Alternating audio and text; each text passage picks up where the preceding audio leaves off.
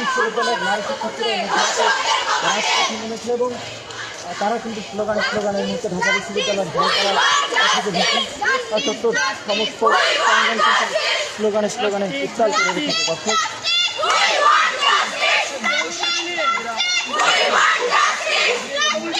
দর্শক গত বৃহস্পতিবার 3 দিন পরে কিন্তু আজকে একটি মামলা হয়েছে। ভুক্তভোগী আসিয়ার পরিবার কিন্তু মামলা করেছে। সেই মামলায় আসিয়ার বোনের জামাই সহ শ্বশুর শাশুড়ি এবং আরও একজন আসামিদের মধ্যে 4 জনের বিরুদ্ধে কিন্তু চার্জশিট গঠন করা হয়েছে। দর্শক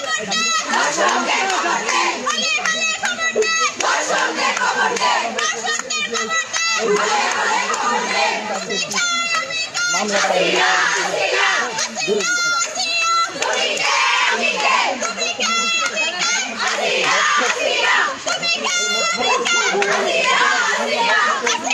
নারী শিক্ষার্থীরা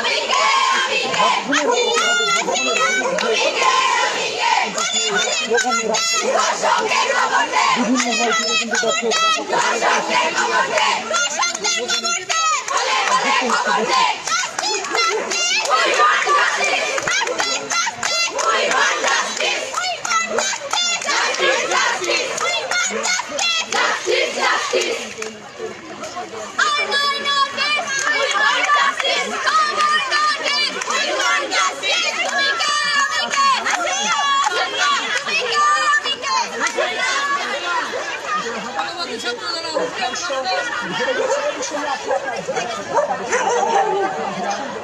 মধ্যরাতে বিভিন্ন স্লোগান নিয়ে এসে সংযুক্ত হয়ে এবং একটি বিশাল জনস্রোতের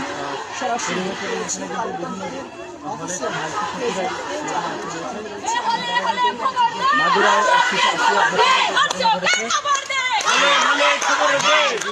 প্রতিবাদ কিন্তু মিছিল নিয়ে